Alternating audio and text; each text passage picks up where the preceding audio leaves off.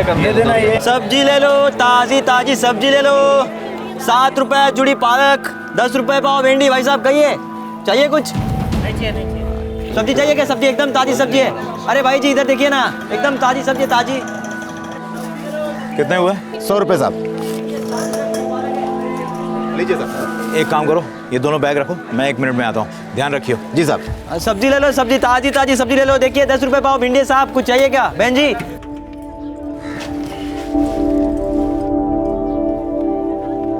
एकदम सस्ती सब्जी है, ताजी ताजी। साहब जी कुछ लीजिए, एकदम सस्ती सब्जी है। भाई जो लेना था ले लिया, फिर कभी लड़के। ताजी ताजी सब्जी ले लो साहब, सब्जी ले लो। सब्जी सब्जी कुछ चाहिए क्या? कहिए, सब्जी यहाँ पे ताजी ताजी ताजी सब्जी है, ताजी ताजी सस्ती सब्जी है। चाहिए तो कहिए कहिए कहिए, एकदम ताजी सब्जी है, सस्ती सब्जी है। चाहिए क्या भाई साहब? चाहिए क्या? कहिए, ताजी सब्जी एकदम ताजी ताजी सब्जी। कहिए कहिए, 10 रुपए पाव है, 10 रुपए पाव भिंडी है। 20 रुपए 20 रुपए। चाहिए क्या भाई साहब? कहिए कहिए कहिए तो कुछ चाहिए क्या? सब्जी वगैरह? हाँ अरे लीजिए, एकदम सस्ती सब्जी है। 7 रुपए जुड़ी पालक है। चाहिए क्या कुछ? एकदम ताजी ताजी सब्जी है। भाई साहब आपको चाहिए क्या कुछ? ताजी ताजी सब्जी ले लो। तुमने किसी को गाड़ी का दरवाजा खोलते हुए देखा क्या? ना साहब मैंने नहीं देखा। तो मेरा बटुआ क्या हवा निकल गई? ए सुनो, तुमने किसी को गाड़ी के आसपास भटकते हुए देखा है? गाड़ी के अंदर से मेरा बटुआ चोरी हो गया। नहीं देखा साहब। तुम्ही ने चुराया होगा, अब भोले बन रहे हो। अरे नहीं साहब, ये आप क्या कर रहे हो? सालों से यहाँ धंधा कर रहे हैं, सब्जी बेच बेच कर मेहनत के 2 पैसे कमाते हैं। अगर चोरी ही करनी होती तो मेहनत काहे करते साहब? अभी पता चल जाएगा सालो।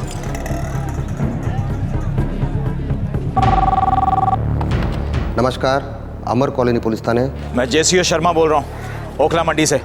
एक चोरी का केस दर्ज करना है। पूरा नाम बताइए, पूरा पता बताइए।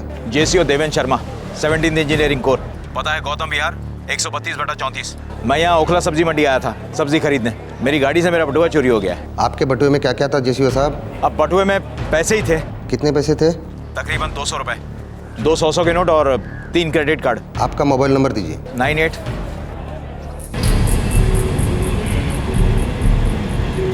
सर अगला कॉल आया था ओखला मंडी से। एक फौजी ऑफिसर का बटुआ उनकी गड्डी से गायब हो गया। गाड़ी से बटुआ गायब हो गया, वो भी किसी फौजी अफसर का। अजीब बात है, लेकिन कॉल आया है, रजिस्टर में केस दाखिल भी हुआ है, तो एक्शन तो लेंगे ही लेंगे। एक बार जब पुलिस रजिस्टर में शिकायत एंटर की जाती है तो उस पर अमल करना पुलिस की ड्यूटी बन जाती है। इसलिए जब जेसीओ ने शिकायत की तो उसे बाकायदा सुना गया और एंट्री भी की गई। काफी रात हो चुकी थी, फिर भी पुलिस ओखला मंडी पहुंची और इस गुमशुदा बटुए की तलाश शुरू हुई। सुनने में एक साधारण सा केस, लेकिन क्या से क्या हो गया।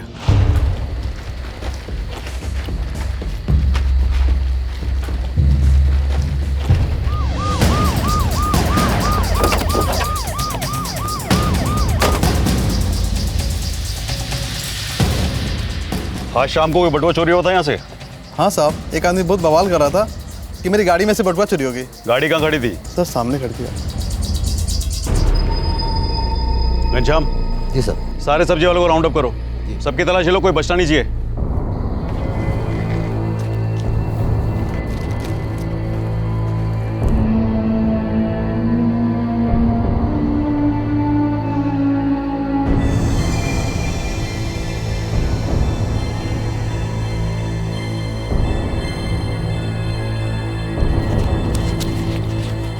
सर इस बटुए में 100 के 2 नोट और उस फौजी अफसर के कंप्लेंट में भी 100 के 2 नोट थे।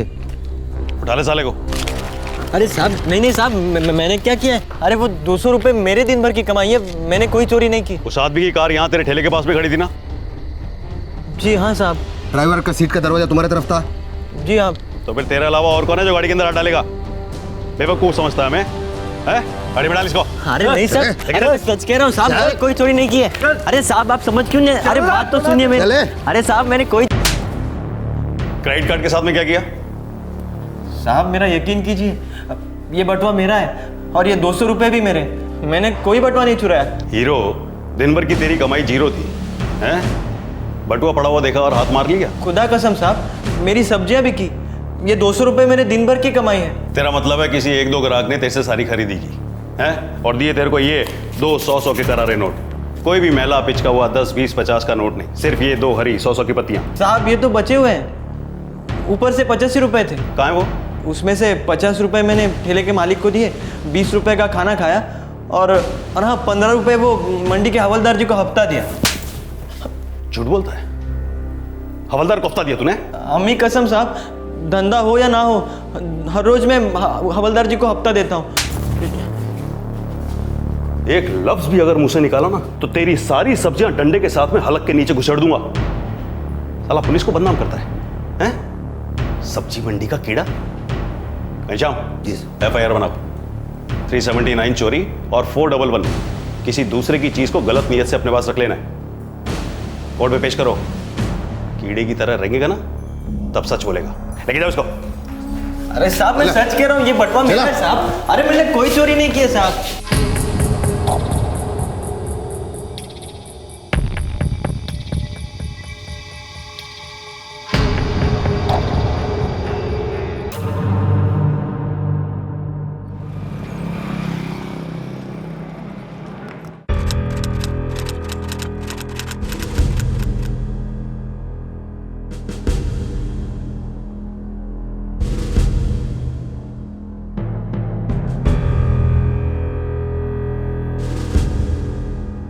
चोरी के केसेस में एक इलाके में हुए केसेस की पेशगी और सुनवाई एक साथ होती है। उपस्थित जज महोदय सभी केसेस रूटीन तरीके से पढ़ लेते हैं। अक्सर आरोपी की तरफ देखने का समय भी नहीं होता।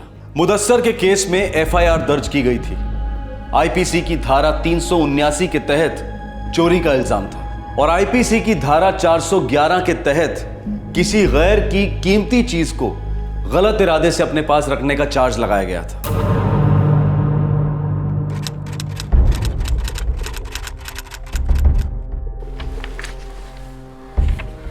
ये मुदस्सर वाला केस कल हुआ है? Yes sir. शाम तकरीबन 5:30 बजे हमारे पास में कंप्लेनेंट का फोन आया और रात 10:30 बजे हमने आरोपी को धर लिया। बड़े साहब जी, मैं हाथ जोड़ता हूँ, मुझे कुछ बोलने का चांस तो दीजिए। मैंने वो जब बोलने दिया जाएगा तब बोलना, और सिर्फ तभी बोलना। तब तक चुपचाप खड़े रहो। सर इस केस में हम चार्जशीट फाइल करेंगे सर। करो, और तब तक इसे जुडिशियल कस्टडी में ले लो। अगला केस कौन सा है?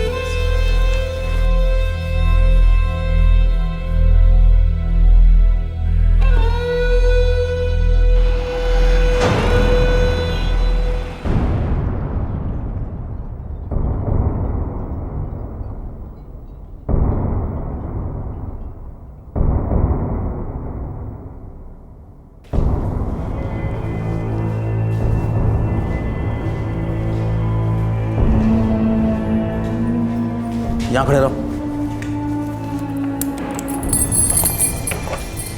चलो।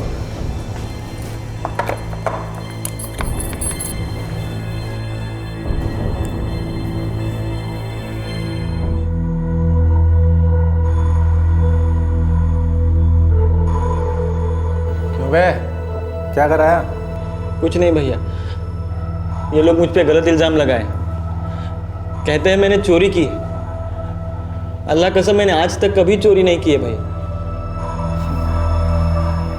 अब जब तू यहाँ से बाहर निकलेगा ना, चोरी क्या खून भी करेगा और डकार तक नहीं लेगा। और वैसे भी तू सरकारी मेहमान है, मस्त रह, लंबी छुट्टी समझ ले इसको। भैया भैया मैं बेगुनाह हूँ, मुझे यहाँ नहीं रहना, मुझे काम करना है। मेरे घर पैसे भेजने हैं महीने के महीने, वहाँ मेरी अम्मी अब्बू मेरे भाई बहन हैं। अरे मेरे भोलेनाथ, अब से ये 4 दीवारी ही तेरा घर है और हम सब हैं तेरे अम्मी अब्बू, सब कुछ। इससे पहले की जिंदगी को एक सपना समझकर भूल जा, समझा? जेल में रहकर जेल के बाहर का सोचना मना है, क्योंकि बाहर की दुनिया में ना तो कोई तेरे बारे में सोच रहा है और ना ही कोई तेरे गम में रो रहा है। और वैसे भी 2-3 महीने से पहले तू यहाँ से जाने वाला नहीं है।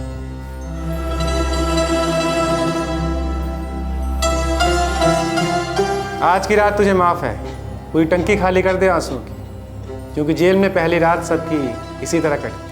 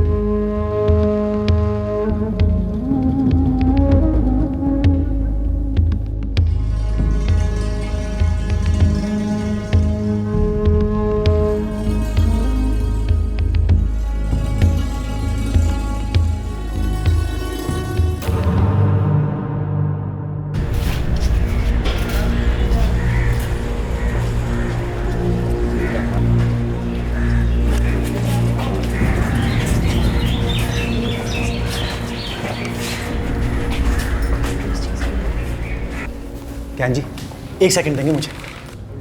मुदस्सर, उस औरत से मिल, ह्यूमन राइट्स की मेंबर है, पंख लगा सकती है तुझे। ज्ञान जी, मिला दो ना इस भाई को सिस्टर से, इसका कुछ भला हो जाएगा तो सर से बला टलेगी। सुबह शाम दिन रात बच्चों की तरह प्यूं प्यूं करके रोता रहता है, दिमाग की मैया बहन कर दिया इसने। और तुम जो जिंदगी भर अपने मैया बहन को रुलाते हो, उसका क्या? तकदीर रुलाती है साहब जी, मिलवा दो ना इस बच्चे को। ठीक है, मिलवा दूंगा।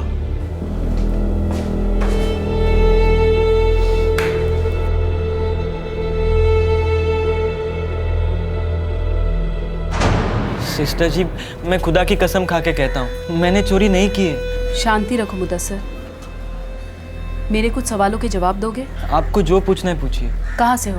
बहराइच, यूपी से। कौन कौन है वहाँ? मेरी अम्मी अब्बू, छोटे छोटे भाई बहन हैं, मैं सब में बड़ा हूँ। दिल्ली में कोई है तुम्हारा? जी नहीं। यहाँ कैसे आए? पैसा कमाने के लिए सिस्टर जी। 4 साल हो गए यहाँ आए। मुश्किल से 15 साल का था मैं। घर में बड़ी तंगी थी, बड़ी खस्ता हालत थी हमारी।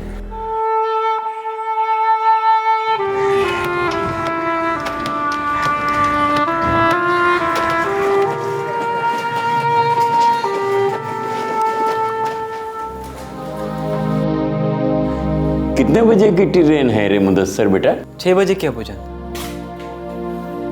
पर बेटा वहां तो अकेला करेगा क्या? 4 पैसे जुटाऊंगा अम्मी। यहाँ बहराइच से तो ज्यादा ही मिलेंगे ना दिल्ली में। पर दिल्ली में तुझे नौकरी देगा कौन? कोई ना कोई तो जरूर देगा अम्मी, इतना बड़ा शहर है दिल्ली। इतने बड़े शहर में जाके इतना भी ना खो जाना बेटा कि हम सबको ही भूल जाओ। अब आप ये बुरे दिन भूल जाएंगे अब्बूजान। मैं जल्द से जल्द पैसे कमा कर भेजना शुरू करूंगा दिल्ली से। बस आप अकबर और नज़मा को पढ़ाइएगा ज़रूर, इनका स्कूल मत छुड़वाइएगा किसी भी सूरत में। ये दोनों तो बड़े अफसर बनेंगे। और बेटा तेरे बिना यहाँ कैसे होगा? बहुत याद आएगी, बड़ी तकलीफ होगी। अम्मी जान, अरे मैं तकलीफ दूर करने के वास्ते तो जा रहा हूँ ना, और तकलीफ मुझे भी तो होगी। थोड़ा सह लेंगे, आगे के दिन बड़े अच्छे होंगे इंशाल्लाह।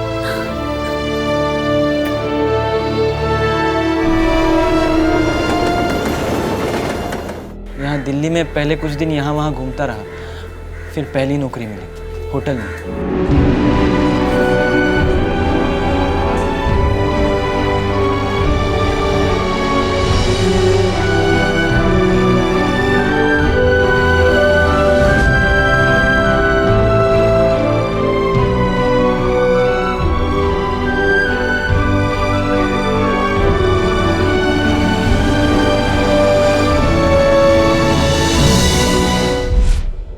एक पैसा सिस्टर, एक पैसा जोड़कर घर बेचता था। कुछ पैसे अलग से भी बचा कर रखे थे, जिससे मैंने अपनी खुद की चाय की टपरी खोली। पहले से दिल था कुछ खुद का हो, छोटा ही सही। चाय बेच बेच कर मैं ठीक ठाक कमा लेता था सिस्टर। फिर सुनने में आया कि सब्जी के धंधे में काफ़ी कमाई है।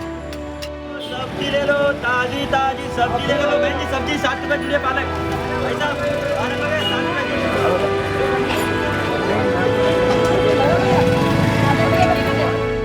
तकरीबन 6 महीने हो गए सिस्टर जी मेरे सब्जी के ठेले को। बड़ा कीमती होता है ये ठेला। मालिक को किराया दो, पुलिस वालों को हफ्ता दो, मंडी में जगह के लिए म्यूनसिपलिटी वालों को, गुंडों को पैसे दो। पैसे बचाने के लिए मैं तो मंडी में ही सोने लगा था। सारी की सारी कमाई घर भेजता था। 2 महीने से वो किन हालात में होंगे क्या पता। एक तो मेरी फिक्र और ऊपर से पैसे भी नहीं। जब ये सोचता हूँ ना तो मेरी आंखें भर आती है सिस्टर। तो तुमने वो बटुआ नहीं चुराया? नहीं सिस्टर जी, मैंने नहीं चुराया। पुलिस ने जो बटुआ मुझसे छीना वो मेरा ही था। उसमें के 200 रुपये भी मेरे ही थे। अरे मैं क्यों चोरी करूँगा?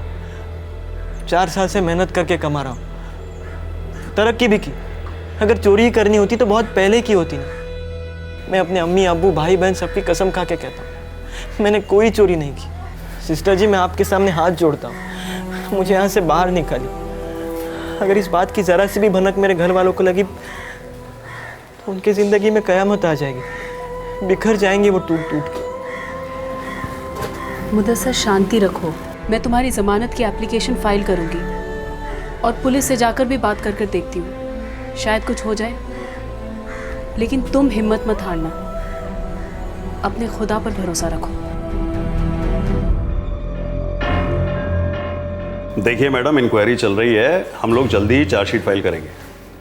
2 महीने से वो लड़का जेल में सड़ रहा है इंस्पेक्टर। कोई सड़वड़ नहीं रहा मैडम। आपके और हमारे टैक्स के पैसे जाते हैं इन क्रिमिनल्स को जेल में पालने पोसने के लिए। और वैसे भी हमें मैडम 3 महीने का समय मिलता है चार्जशीट फाइल करने का। अभी सिर्फ 2 ही महीने हुए हैं, 1 महीना और है हमारे पास में। इंस्पेक्टर 200 रुपए की चोरी का केस है, कोई आतंकवादी हमले का नहीं। ऐसी भी क्या इन्वेस्टिगेशन चल रही है, जरा बता सकते हैं आप? जी नहीं, बिल्कुल नहीं बता सकता। एक तो आपका लेक्चर सुनूं, ऊपर से आपको सारी रिपोर्ट भी दूं। और फिर मैडम, चोरी 200 रुपए की हो या 2 करोड़ की, चोरी चोरी होती है। आज अगर छोड़ दिया तो कल डाका डालेगा आप ही के घर, फिर आना रोते हुए हमारे पास में। मैं तुम्हारे पास आई थी ये सोच के कि शायद थोड़ी सी इंसानियत, वरना कॉमन सेंस काम कर जाएगा। मैं कोर्ट में अपील करूंगी।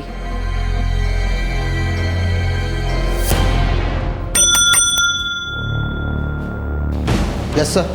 घनश्याम, वो ओखला सब्जी मंडी वाले केस की फाइल लेकर के आओ। और वो कंप्लेनेंट फौजी, उनका स्टेटमेंट लेना, और उसके बाद में सब्जी मंडी के सारे सब्जी वालों का स्टेटमेंट लेना। सिस्टर जी कोर्ट जाने की बात कर रही थी। लगभग 2 महीने के बाद मुदस्सर के केस का ट्रायल शुरू हुआ। ह्यूमन राइट्स और लॉ नेटवर्क की लीगल एडवाइजर सिस्टर अंजलि ने मुदस्सर के लिए बेल एप्लीकेशन फाइल की।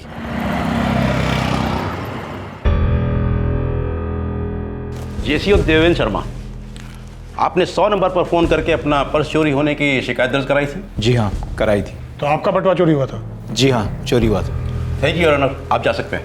हाँ, ये कॉल मैंने लिया था और इंस्पेक्टर साहब के साथ ओखला मंडी गया था तहकीकात करने। हमने वहाँ मुदस्सर को हिरासत में लिया, जब उसके बटुए में से हमें 200 रुपये मिले।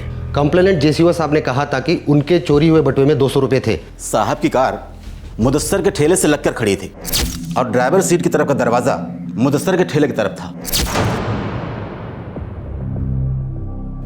आरोपी को स्टैंड में बुलाओ। तुम्हारा कोई वकील नहीं है? जी नहीं बड़े साहब जी।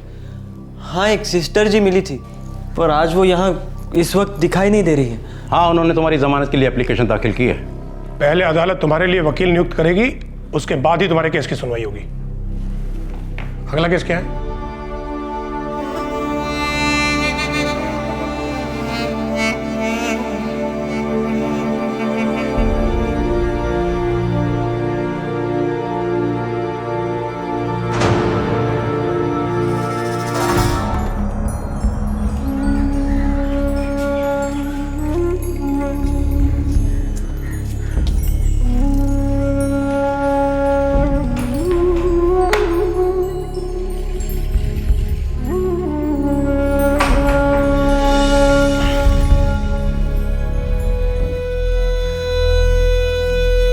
क्या हुआ मुदस्सर?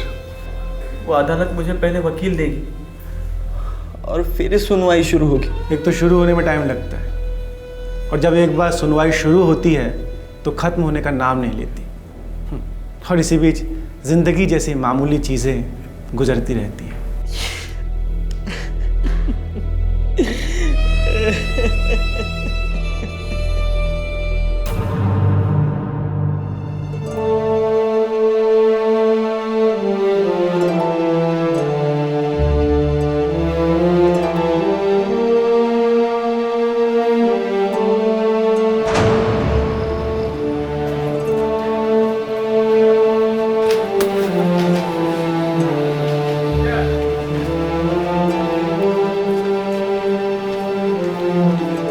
मुदस्सर? जी मैम साहब। मैं अदालत की तरफ से भेजी गई हूँ, तुम्हारी वकील हूँ। तो क्या आज मैं घर जा पाऊंगा मैम साहब जी? मैं तुम्हारी बेल एप्लीकेशन आगे करूँगी, पर पहले ये बताओ कि तुम्हारा क्या फैसला है? मेरा फैसला? मैं कुछ समझा नहीं मैम साहब जी। मुदस्सर, क्या तुम चोरी कबूल करना चाहोगे? अरे ऐसे कैसे, कुछ किया ही नहीं तो क्या कबूल करूँ? देखो, मेरा काम था पूछना, ठीक है? तुम नॉन गिल्टी प्लीड करोगे और तुम्हें ट्रायल फेस करना होगा। ये क्या होता है मैम साहब जी? मुकदमा मुदस्सर, फिल्मों में देखा होगा। सरकारी वकील ये साबित करने की कोशिश करेंगे कि तुमने चोरी की है, और हम ये साबित करने की कोशिश करेंगे कि तुमने चोरी नहीं की है।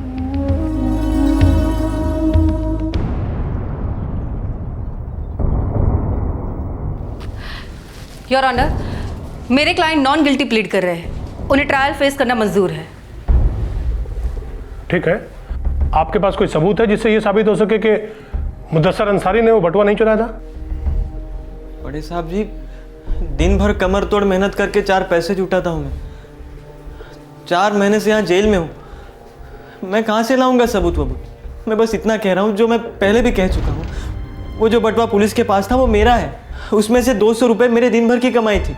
मैंने कोई चोरी नहीं की है साहब, मैं सच कह रहा हूँ। ये एफआईआर में तो लिखा कि तुमने मोबाइल फ़ोन और क्रेडिट कार्ड्स भी चुराए थे। बड़े साहब, ये क्रेडिट कार्ड क्या होता है वो तो जेल में आने के बाद पता चला मुझे।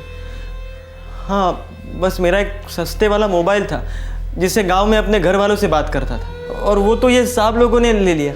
4 साल से महीने में 1000 2000 ऐसे पैसे भेजता हूँ मैं घर।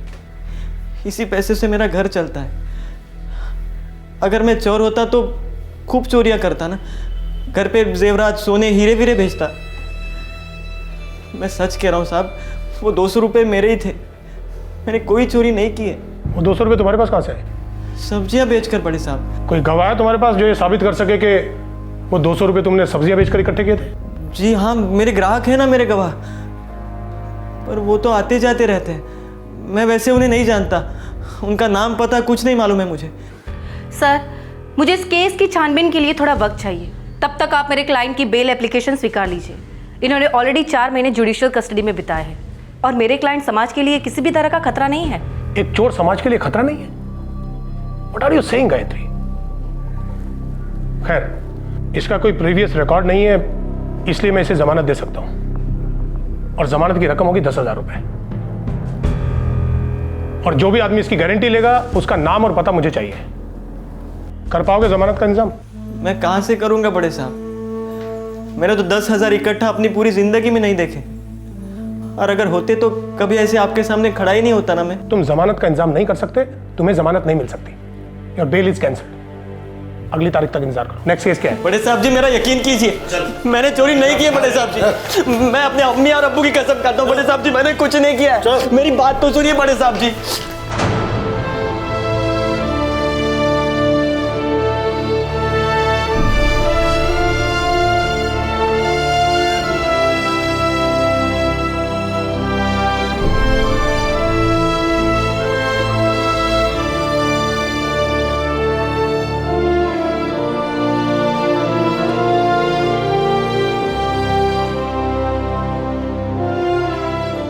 सत्रह अगस्त 2010 को यह 200 रुपए की चोरी का केस शुरू हुआ। यह रकम इतनी छोटी थी, आरोप इतना छोटा था, पूरा केस इतना छोटा था कि इसकी सुनवाई की, इसे अंजाम देने की किसी को कोई जल्दी नहीं थी। बस 19 साल का मुदस्सर जेल में पड़ा सड़ रहा था। पूरे 6 महीने बीत गए, और फिर आया फरवरी 2011 का सुनवाई का दिन।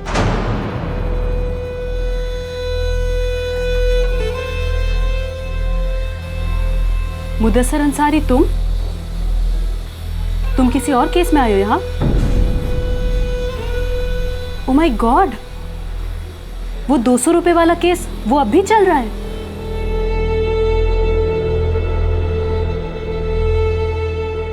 ट्रायल चल रहा है। पर बेल? जमानत की रकम थी 10,000 रुपये, मुदस्सर नहीं भर पाया, सो नो बेल। ये तो गलत है गायत्री। वो गरीब लड़का 10,000 रुपए कहाँ से लाता, वो भी 200 रुपए की चोरी के केस के लिए? ये जज के ऑर्डर्स थे, इसमें मैं क्या कर सकती हूँ? आप एक फेवर करेंगी मुझ पर? कैसा फेवर सिस्टर अंजलि? ये केस मुझे सौंप दो। ठीक है, अगर तुम उसकी हेल्प कर सकती हो तो इसमें मुझे क्या एतराज हो सकता है?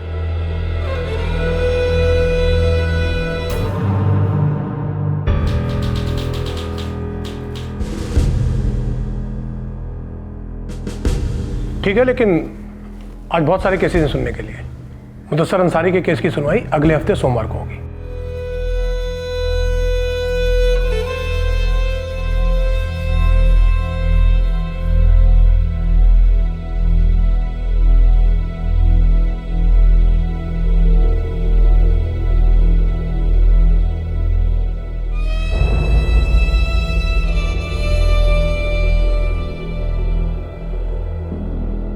मुदस्सर,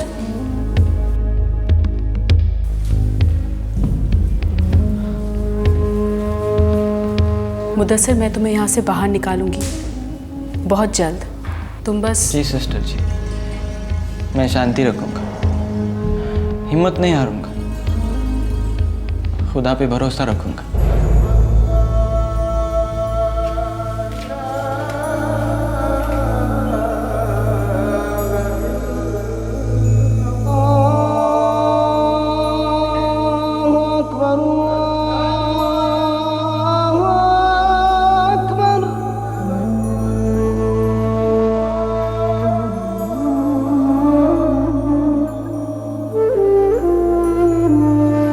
आखिरकार जब मुदस्सर के केस की सुनवाई हुई तब जुलाई 2011 हो चुका था। 200 रुपए की चोरी का केस लगभग 1 साल के बाद सुना जा रहा था और इस सुनवाई से पहले एक बहुत दुखद हादसा हुआ।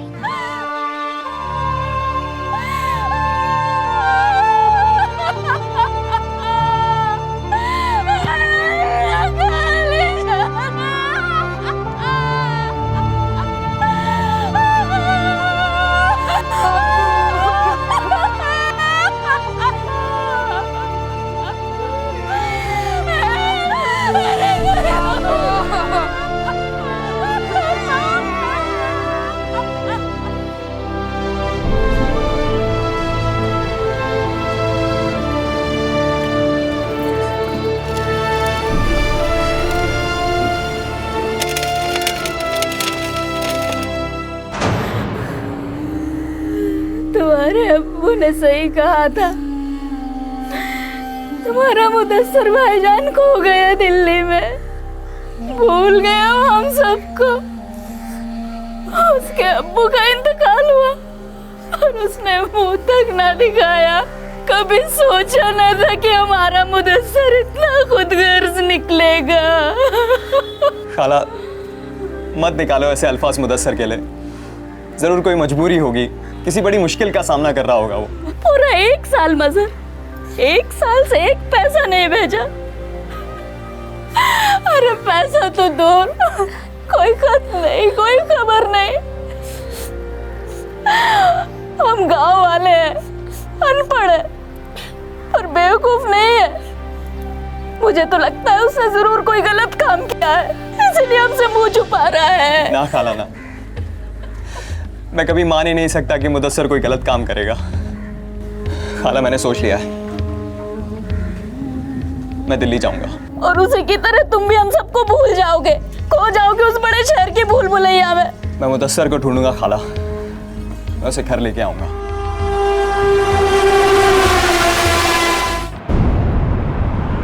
साहब एक बात चेक कर लीजिए, हम पहले गए थे ओखला सब्जी मंडी, वहाँ जाके पता चला कि हमारे मुदस्सर पर कोई पुलिस केस हुआ है। फिर हम गए अमर कॉलोनी पुलिस थाने, वहाँ पे किसी साहब ने बताया कि वो यहाँ इस जेल में है। साहब एक मुदस्सर अंसारी है बैरक नंबर 7 में। साहब एक बार मुझे उससे मिलने दीजिए, मेरा दिल कह रहा है वो वही है साहब। अब्बा मेरे अब्बा जान, मुझे माफ कर दो अब्बा जान, मुझे माफ। इतने बड़े शहर में जाके इतना भी ना खो जाना बेटा कि हम सबको ही भूल जाओ। अब्बू अब आप ये बुरे दिन भूल जाएंगे अब्बू जान। मैं जल्द से जल्द पैसे कमा कर भेजना शुरू करूंगा दिल्ली से। जब से तूने पैसे भेजने बंद किए उनकी हालत बद से बदतर होती गई, खाने पीने के लाले पड़ गए थे। हमसे जो हो सकता था हमने किया, पर तू तो जानता ही है हम भी उस डूबती नाव में सवार कैसे गए। अब्बा बीमार रहते थे, दवाइयाँ नहीं खाते थे, कभी कहते नहीं थे पैसे नहीं है, हमेशा कहते थे कि मैं ठीक हूँ, तेरी राह देखा करते थे।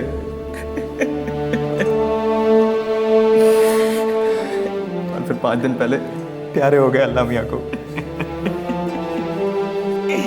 अब्बू जान।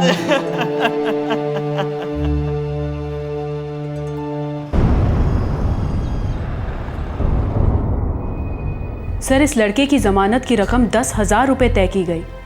ये कहाँ का इंसाफ है? ये लड़का बार बार कह रहा है कि इसने वो 200 रुपए नहीं चुराए। इसके पास क्या सबूत है कि इसने वो पैसे नहीं चुराए? सर पुलिस के पास क्या सबूत है साबित करने के लिए कि मुदस्सर चोर है? मैं खुद जेसीओ देवेंद्र शर्मा से मिल चुकी हूँ सर। ये रहे उसके पुलिस कंप्लेंट की कॉपी।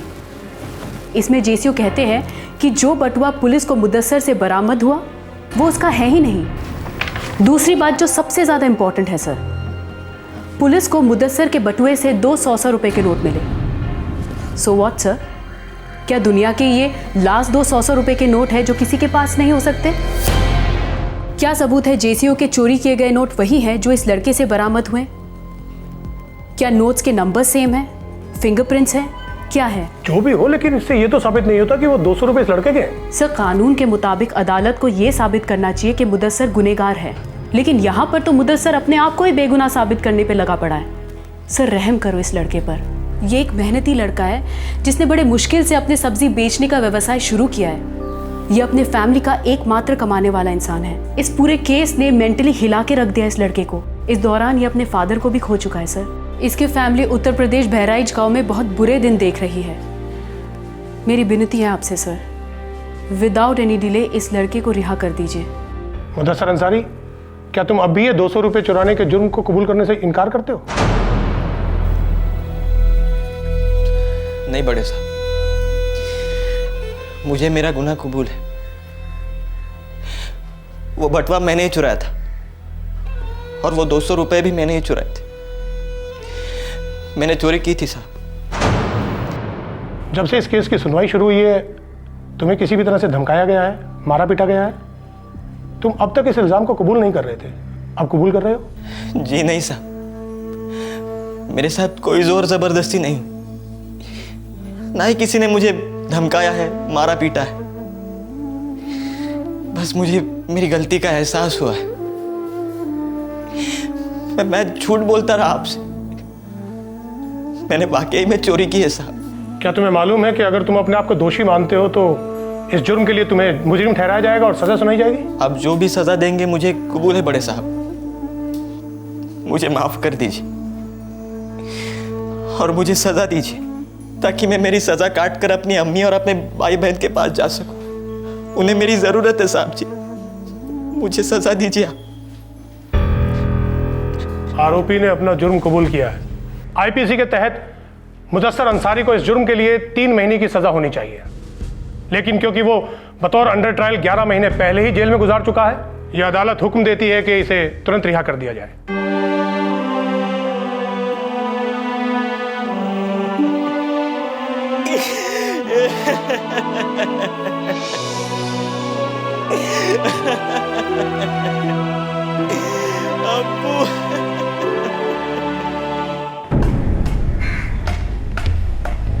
मुदस्सर चलो।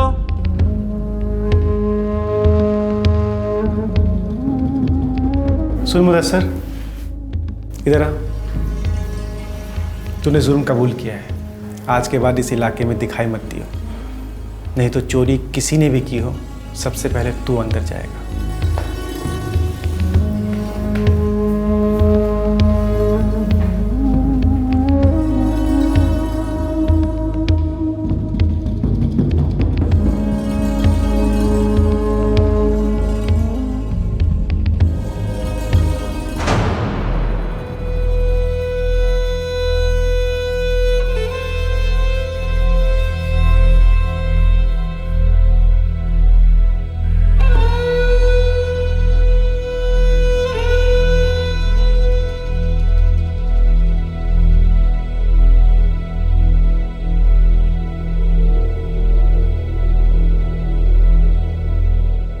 पूरे 11 महीने जेल में इंतजार करने के बाद आखिरकार मुदस्सर को आजादी नसीब हुई, लेकिन बहुत बड़ी कीमत चुकानी पड़ी उसे इस आजादी के लिए। मुदस्सर को अपने ऊपर लगे 200 रुपए की चोरी के आरोप को कबूल करना पड़ा।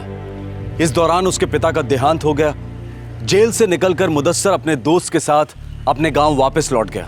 ह्यूमन राइट्स और लॉ नेटवर्क के लीगल एडवाइजर ने मुदस्सर की तरफ से मानहानि का केस फाइल करना चाहा, लेकिन मुदस्सर से कोई कांटेक्ट नहीं हो पा रहा है। ह्यूमन राइट्स और लॉ नेटवर्क के आंकड़े बताते हैं कि देश भर में हजारों अंडर ट्रायल्स जेल में सालों सड़ते रहते हैं क्योंकि उन्हें कानूनी मदद उपलब्ध नहीं हो पाती।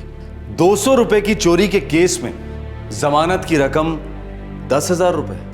एक तरफ लोग करोड़ों लूटकर डकार तक नहीं लेते, अरबों के स्कैम के बाद चुटकी बजाते छूट जाते हैं, और यहां सिर्फ 200 रुपए की चोरी के लिए एक 19 साल का लड़का अपनी जवानी के 11 महीने जेल की अंधेरी सलाखों के पीछे काटता है, वो भी एक ऐसे जुर्म के लिए जो कभी साबित ही नहीं हुआ।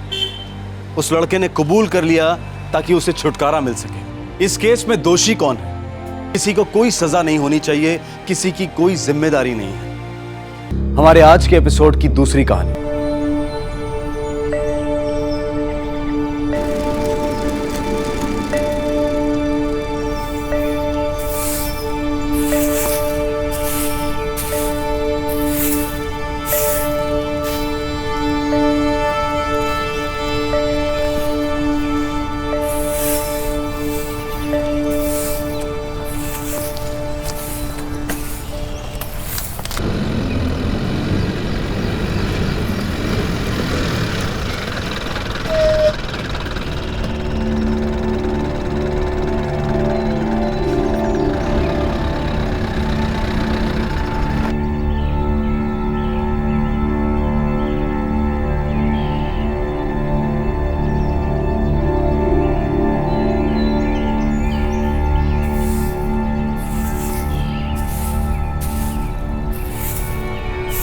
माँ, अरे मीनू, कोई खबर ही ना की। आजा। दीदी, दीदी, कैसी हो?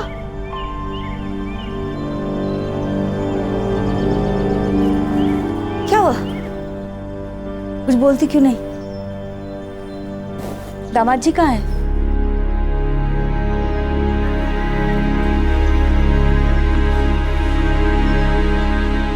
बताना क्या हुआ?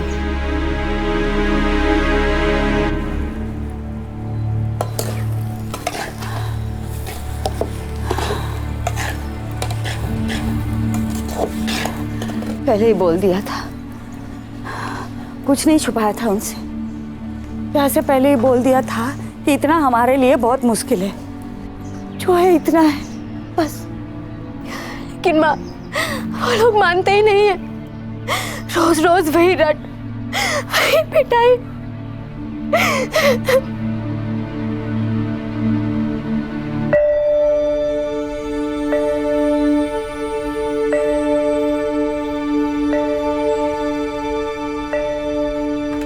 सोमेश सिंह जी, मीनू मेरे भाई की बेटी सही, लेकिन मेरे लिए सगी बेटी से कम नहीं है। शादी में कोई कसर नहीं छोड़ेंगे, आप लोग बेफिक्र रहिए।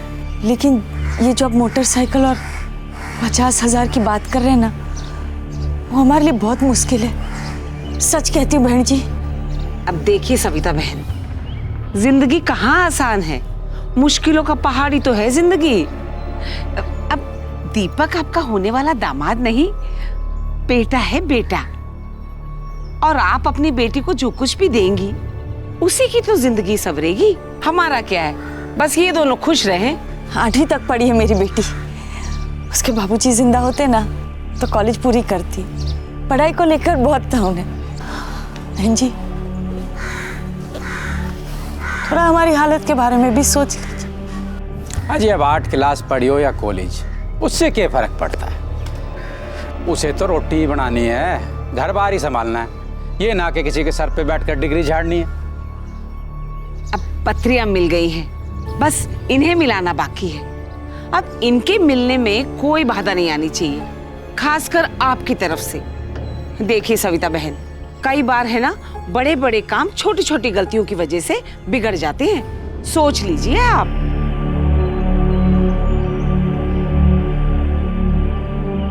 जेठ जी की मदद से मैं कुछ पैसे जुटा पाई हूँ, 25,000।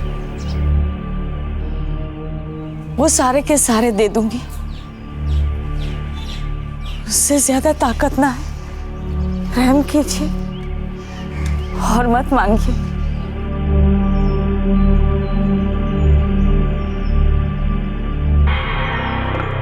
रहम वहम की क्या बात करो बहन जी, अब ना है ताकत तो ना है। अब हम भी कोई लालची भेड़िए तो है ना। अब यहाँ तक आए हैं तो यहाँ से लौट के जाना मुश्किल है। अब जो है जैसा है निभाएंगे।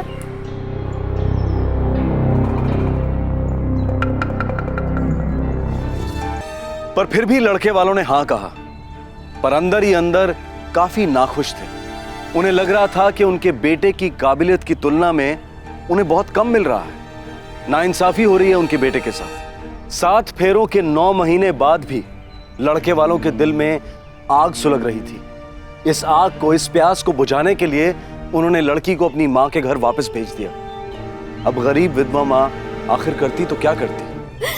ये रोज रात को आते हैं, ताने मारते हैं, बुरी तरह से पिटाई करते हैं हमारी, और सास ससुर भी इनका साथ देते हैं। रोज रोज 50,000 और मोटरसाइकिल की बात निकालते हैं। मैं भी करूं तो क्या करूं? तुझे यहाँ रुकने बोलूंगी तो तेरी बहन इस घर में हमेशा के लिए रुक जाएगी। कोई ब्याह नहीं करेगा उससे।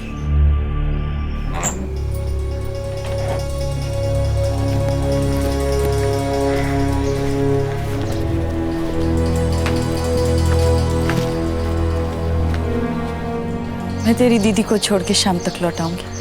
तू ख्याल रखना घर का। जी माँ।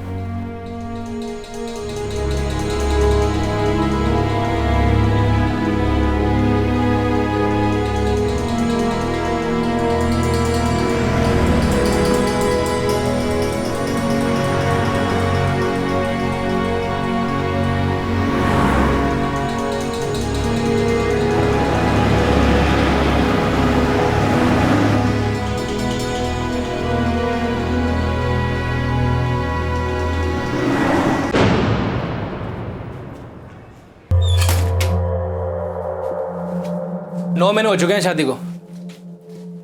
इतने में तो अच्छी खासी रकम जमा कर ली होगी आपने। वैसा भी नहीं है कि आपकी हालत इतनी ज्यादा खस्ता है। सही कह रहे हो बेटा, कुछ पैसे जरूर इकट्ठा किए, लेकिन ये क्यों भूल रहे हो, मेरी दूसरी बेटी भी है, नीता। अरे समझण, आपके जेठ जी तो कह रहे थे कि वो आपकी बेटियों के पिता समान हैं। अब पिता का धर्म क्यों ना निभा रहे वो? इतना सा इंतजाम तो वो आराम से कर सके हैं। देखिए समधन जी, हमसे कोई बात छुपी नहीं है, हम सब जानते हैं। मीनू के पिताजी की सारी पेंशन आपके पास आती है, वो भी हर महीने 750 रुपए समधन जी, सिर्फ 750 रुपए। आज की महंगाई में आप ही बताइए 750 रुपए कितने दिन चलते हैं? समधन जी, हम भी इसी महंगाई के जमाने में जी रहे हैं। आपकी बेटी बहुत तंगी से गुजर रही है। अरे आप माँ होकर इतनी कंजूसी दिखाएंगी तो क्या होगा आपकी बेटी का? अरे आपका खून से अपने खून का एक एक कतरा इकट्ठा करके आपको सौंप दिया समधी जी। रहम कीजिए, मेरी बेटी पर जुल्म ना करें, अपनी बेटी समझ कर रखिए उसे। अरे अब तो वो आपके घर की लक्ष्मी है। सासू माँ, आप तो जानती हैं कि मेरी कंडक्टर वाली तनख्वाह कुछ खास नहीं है। आप मुझको मोटरसाइकिल 50,000 देंगी तभी तो जाके कोई मैं नया काम शुरू करूंगा ना। इतनी सी बात है, इतनी बार आपको समझा चुका हूं, लेकिन आपके समझ में एक बात तक नहीं आती है। मैं कुछ बनूंगा तभी जाके असल में ये लक्ष्मी बनेगी ना, वरना बस नाम की लक्ष्मी किसे चाहिए। अच्छा, चलता हूं।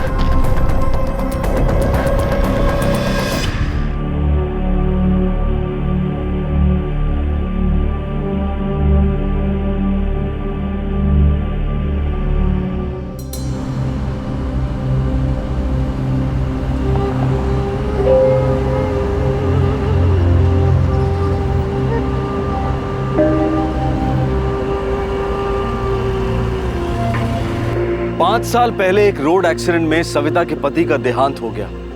3 साल पहले खुद सविता का एक रेल एक्सीडेंट हुआ जिसमें उसे अपना एक हाथ और पैर खोना पड़ा।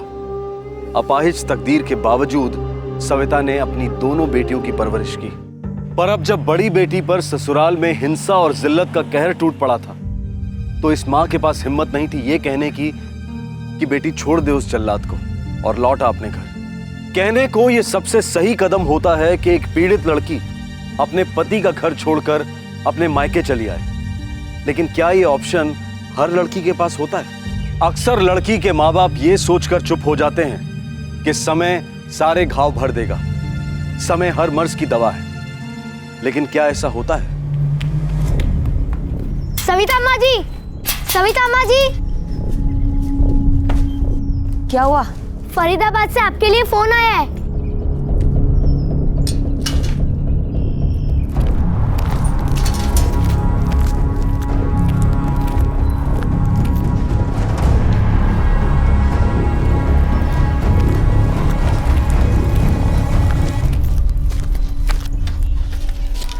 हेलो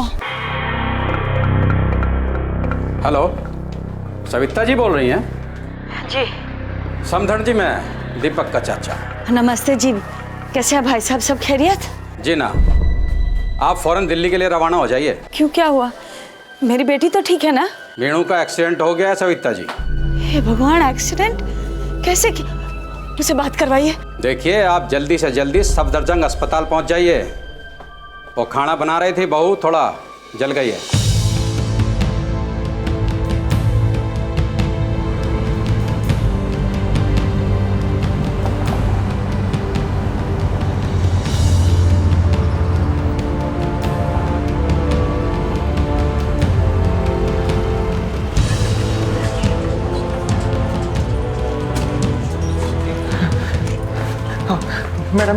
मैडम जी हमारी बेटी को यहाँ भर्ती किया गया है। कौन सा डिपार्टमेंट? खाना बनाते समय जल गई। जी। ओके, तो आप बंस वार्ड में जाओ, इधर से बाएं। अच्छा, चलो। मैडम जी, इसको क्या हुआ, कैसे हुआ? ये आप डॉक्टर से ही पूछ लीजिए प्लीज, और आवाज धीमी रखिए। 2 घंटे पहले एडमिट हुई आपकी बेटी। नर्स बता रही थी कि जिन लोगों ने उसे यहाँ लाया वो तो तुरंत भाग खड़े हो गए, इलाज का बिल तक नहीं बना, कुछ नहीं, बस चले गए। पर ठीक तो हो जाएगी ना मेरी मीनू? 95%, यानी कि 95% जल गई आपकी बेटी। हालत बहुत ज्यादा नाजुक है। डॉक्टर साहब, ये सब हुआ कैसे? भाई मैं ये कैसे बता सकता हूँ, ये तो वो लोग जाने जो उसे यहाँ इस हालत में लेकर आए और भाग भी गए। आप हॉस्पिटल का एडवांस भर दीजिए और बाकी जो दूसरी फॉर्मेलिटीज हैं वो पूरी कर दीजिए। मुझे तुरंत ट्रीटमेंट शुरू करनी होगी, क्रिटिकल हालत समझते हैं। हाँ,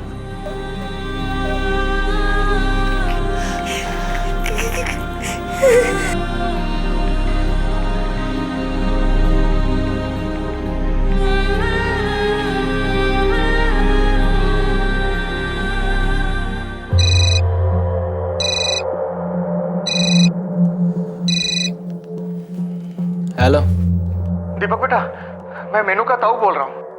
हाँ कहिए, क्या बात है? बताओगे तो तुम बेटा। बेटा ये मीनू को क्या हुआ और कैसे हुआ? चाचा जी ने फोन किया तो था मीनू की मम्मी को, बताया तो है उनको सब कुछ। मैं क्या बताऊँ अब? हमेशा की तरह खाना जला दिया उसने। कुछ हुआ रसोई में, उसी को आग लग गई और क्या। दीपक बेटा, मीनू की तबीयत बहुत खराब है और ऐसी हालत में तुम उसे अस्पताल में छोड़कर चले गए, क्यों? तो और क्या करते हैं हम? देखिए, हमारा मीनू के साथ अब कोई लेना देना नहीं है। पर एक बात और सुन लीजिए, अस्पताल का जो बिल आएगा ना, वो हमारे नाम पे मत फड़वाइएगा। एक पैसा नहीं दूंगा मैं, क्योंकि जब मैंने पैसे मांगे तब तो खूब तेवर दिखाया आप सबने। और बार बार ऐसे फोन मत किया कीजिए, और भी काम होते हैं जिंदगी में। दीपक, क्या कहा? जेठ जी कुछ तो बोलिए, क्या कह रहे थे दामाद जी? माँ, ताऊ जी वो 40,000 रुपये अभी देने पड़ेंगे। 40,000? 40? तुम लोग एक काम करो, तुम लोग यहीं रुको, मैं पैसे का इंतजाम करके आता हूँ।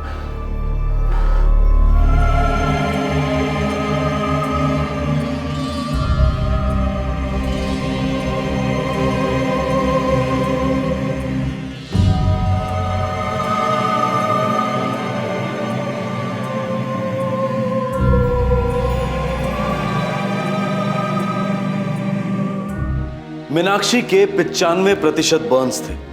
उसके अपने पति और ससुराल वालों ने उसे अस्पताल में किसी कबाड़ की तरह पटक दिया था। उसका इलाज तभी मुमकिन हुआ जब उसकी माँ और उसके ताऊ ने अस्पताल में पैसे जमा किए। मीनाक्षी की हालत काफी खराब थी, बचने की उम्मीद लगभग 0 थी।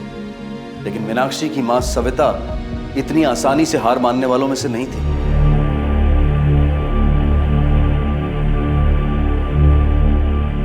50,000 और मोटरसाइकिल नहीं दी तो उन्होंने ऐसे बदला लिया, ऐसे चिड़ची मेरी मीनू को जला दिया। अब वो सब सोचने का वक्त नहीं है। अब तो बस ये दुआ करो कि किसी तरह से हमारी मीनू की जान बच जाए। मेरी मीनू को कुछ नहीं होगा, लेकिन जिन्होंने उसके साथ ऐसा किया है ना, माता रानी की कसम, उनके साथ कुछ न कुछ होगा, बहुत बहुत बुरा होगा। शर्म आती है मुझे अपने आप पर, कैसी माँ हो, मजबूरी में अपनी बेटी को आग में धकेल दिया, लेकिन मैं उसे इस आग से निकालूंगी और उन सबको फूंक दूंगी मैं आपको।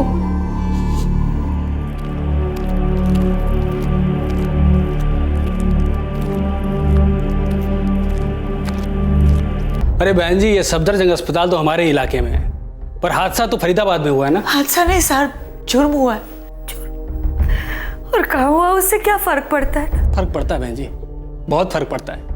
एक तरफ आपका घर है, एक तरफ किसी और का घर है, अब कोई कहीं भी ऐसे नहीं घुस सकता ना। अरे मेरा घर फूंक दिया ये लोग ने, मेरी बेचारी बच्ची को जला दिया उसके ससुराल वालों ने। आप लिखिए ना, लिखिए, शिकायत दर्ज कीजिए ना साहब। शिकायत तो फरीदाबाद पुलिस ही लिखेंगी, हम कुछ नहीं कर सकते।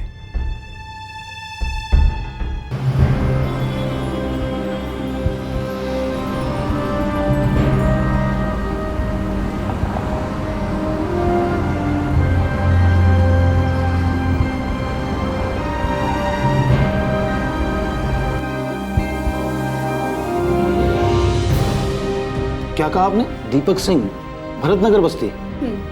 हाँ साहब, उसने और उसके परिवार वालों ने मेरी बेटी को जिंदा जलाने की कोशिश की। एक मिनट। जी सर। अरे सिंह, वो जो आज हमारे यहाँ एनसी दर्ज हुई है ना, उसकी फाइल लेके आओ। Yes sir.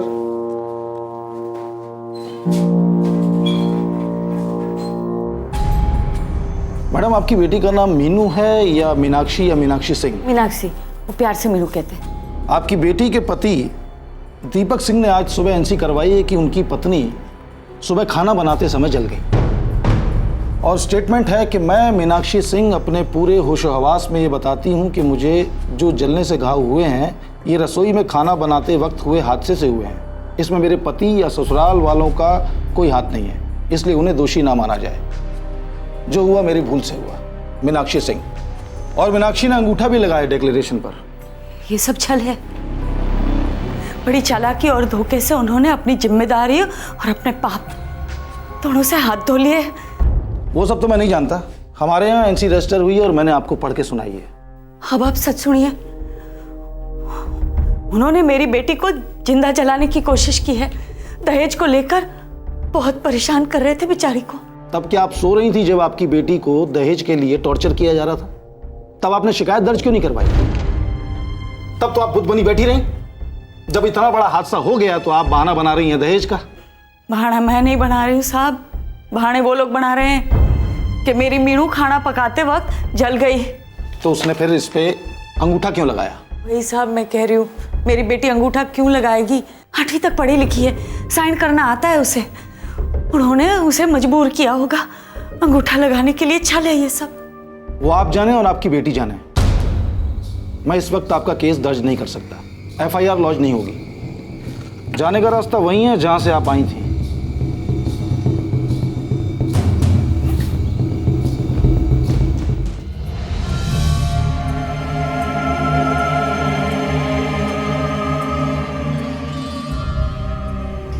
मैं आपको झूठा दिलासा नहीं दूंगा, बचने के चांसेस मान के चलिए है ही नहीं। ऐसा मत कहिए डॉक्टर साहब, सोने जैसी बेटी है हमारी, बड़ी हिम्मत वाली है वो। देखिए, मैं आपके दर्द को समझ सकता हूँ, पर मेरा काम है आपको सच बताना, सो मैंने बता दिया। वैसे हम लास्ट ट्राई कर रहे हैं, काफ़ी खून की ज़रूरत पड़ेगी। जल्द से जल्द आप ये खून का इंतज़ाम कीजिए। ये एक बहुत पेचीदा केस है, गले के नीचे पूरा बदन जल चुका है।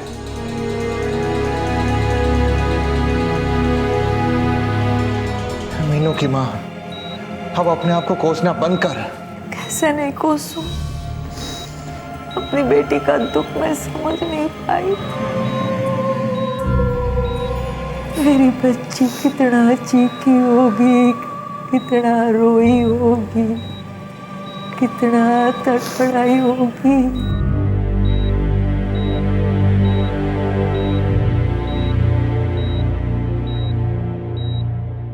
आप पेशेंट के रिश्तेदार हैं?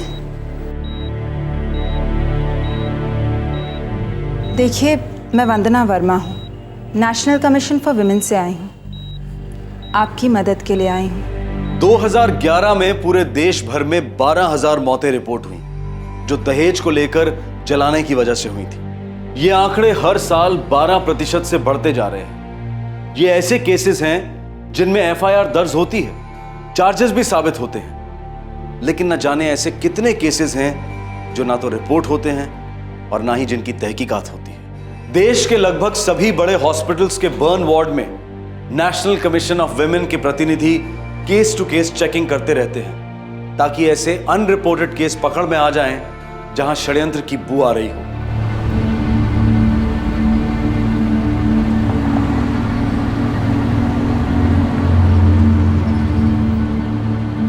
देखिए सविता जी, हिम्मत ना हारें, हम आपकी बेटी को न्याय दिलाने की पूरी कोशिश करेंगे।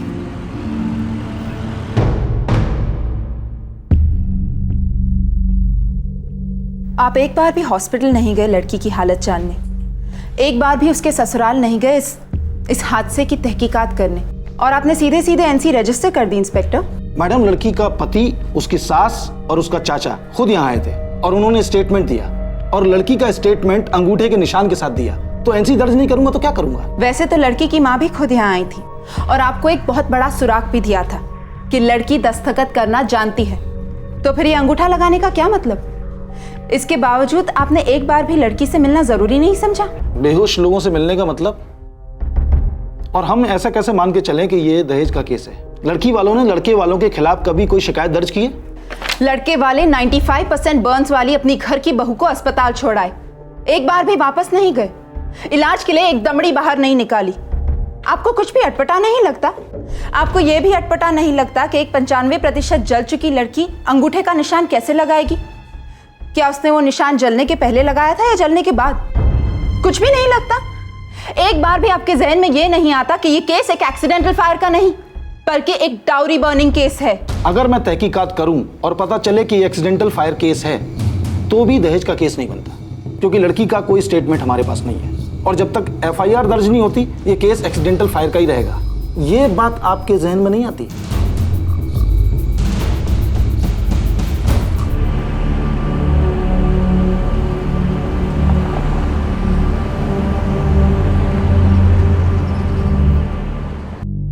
देखिए, इतना सा, सिर्फ इतना सा सुधार है हालत में, पर होश में कब आएगी ये मैं क्या, कोई भी डॉक्टर नहीं कह पाएगा। होश में आने के कई लेवल्स होते हैं। एक पुलिस को सीरियस स्टेटमेंट देने की हालत, दूर है, बहुत दूर। दूर है तो हम दूर तक चलेंगे, उम्मीद नहीं छोड़ेंगे। वंदना जी, इस केस को मैं अच्छी तरह समझ चुका हूँ। जो कुछ भी करना होगा मैं ज़रूर करूँगा, लेकिन इन सब के लिए लड़की का स्टेटमेंट ज़रूरी है। डॉक्टर का कहना है कि वो बहुत जल्द होश में आएगी। तो तब तक इंतज़ार करते हैं मैडम। मैं 24 घंटे अवेलेबल हूँ, जैसे ही होश आए जस्ट कॉल मी, चाहे कोई भी वक्त हो, I will be there. Thank you SM sir.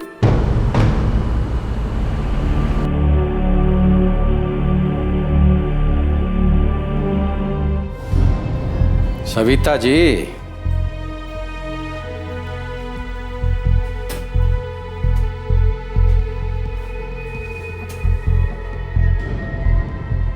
जो होया सो होया, उसे रहने दो।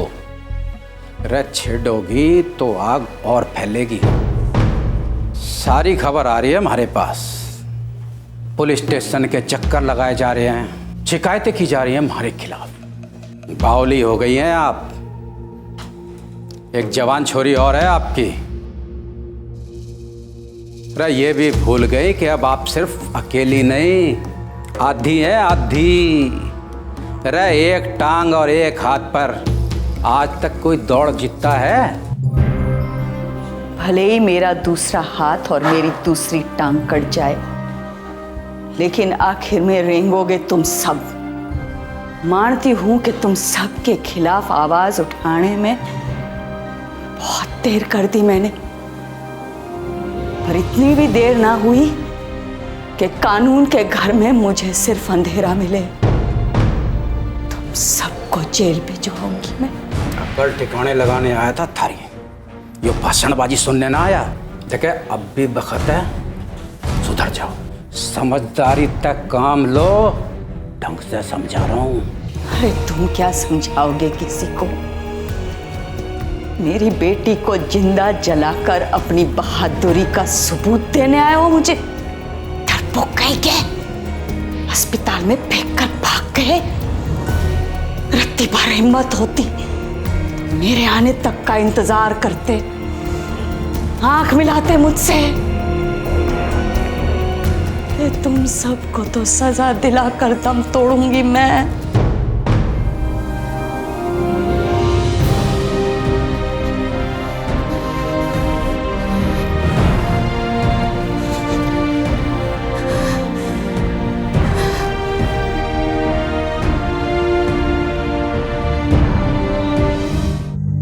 जलने के बाद पूरा एक हफ्ता मीनाक्षी होश और बेहोशी की कगार पर तड़पती रही। 95% तक जलने के जख्मों से जूझती रही। आखिरकार आशा और उम्मीद की एक किरण नजर आई। मीनाक्षी अपना बयान देने की हालत में आ गई थी। उसने पुलिस को बताया कि उसके साथ क्या हुआ था, कैसे हुआ था और क्यों हुआ था।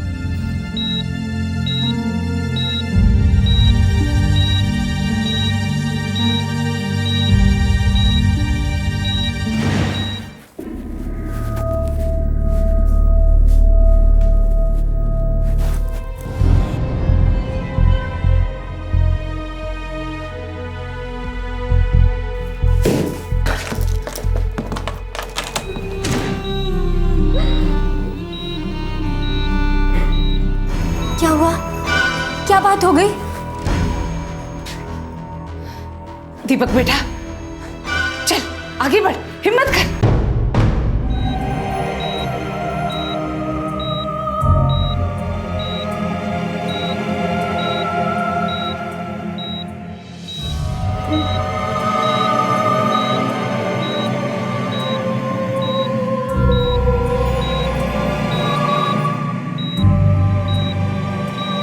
अब मैं देखता हूं लोकल पुलिस स्टेशन कैसे एफआईआर दर्ज नहीं करता।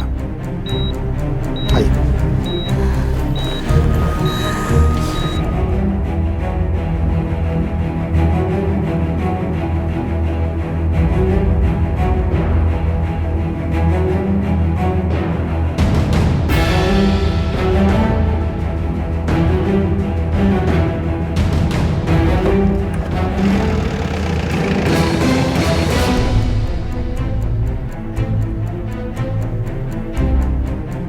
इंस्पेक्टर।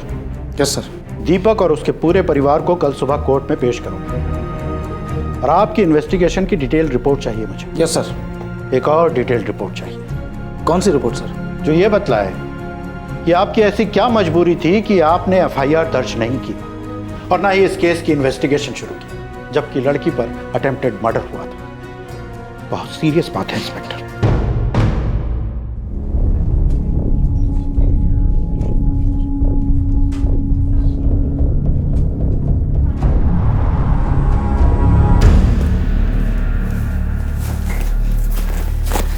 डॉक्टर साहब? देखिए, मीनू की हालत बहुत ज़्यादा ख़राब हो गई थी। अब कैसी है दीदी? बेटा, तुम्हारी दीदी अब नहीं रही। I am really sorry.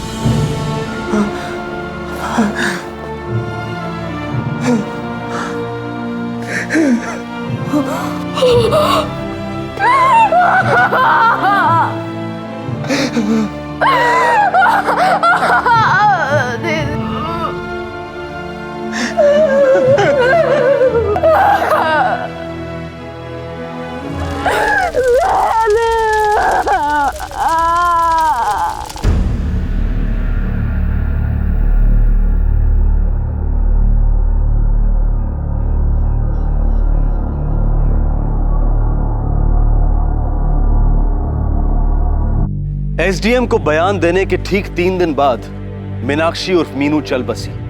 उसके पति दीपक, दीपक की मां और दीपक के चाचा पर सेक्शन 498A लागू हुआ और तीनों को हिरासत में लिया गया। फिलहाल दीपक की मां को मेडिकल ग्राउंड्स पर रिहा किया गया है, लेकिन दीपक और दीपक के चाचा अभी भी कानूनी हिरासत में हैं और केस कोर्ट में चल रहा है। हर सोसाइटी के नोटिस बोर्ड पर, हर मंदिर, हर सिनेमा घर, हर होटल, हर मॉल के बाहर, हर मोहल्ले में, यानी कि हर पब्लिक प्लेस से अगर एक ही दस्तक बुलंद हो कि दहेज एक प्रथा नहीं बल्कि एक सामाजिक रोग है, तो शायद इंसानी सोच में थोड़ी तब्दीलियां आ सकती हैं। दहेज नाम की इस महामारी को रोकने का एक दूसरा तरीका भी है। हमारे बच्चों को बचपन से यह सिखाया जाए कि दहेज एक प्रथा नहीं बल्कि एक रोग है। अगर बच्चों के स्कूल की टेक्स्ट बुक्स के द्वारा उन्हें दहेज के बारे में आगाह किया जाए तो शायद दहेज के खिलाफ लड़ाई में फतेह हासिल हो सके। शायद एक ऐसी नई पीढ़ी तैयार हो सके जो दहेज प्रथा को हर रूप में नकार दे। हम अपने बच्चों को ईश्वर और अच्छे नैतिक मूल्यों के बारे में सिखाते हैं, लेकिन हम उन्हें बुरे मूल्यों और हैवानियत से आगाह क्यों नहीं कराते? क्राइम पेट्रोल में हम बार बार बच्चों की सही एजुकेशन के माध्यम से बदलाव लाने की सोच पर जोर देते हैं।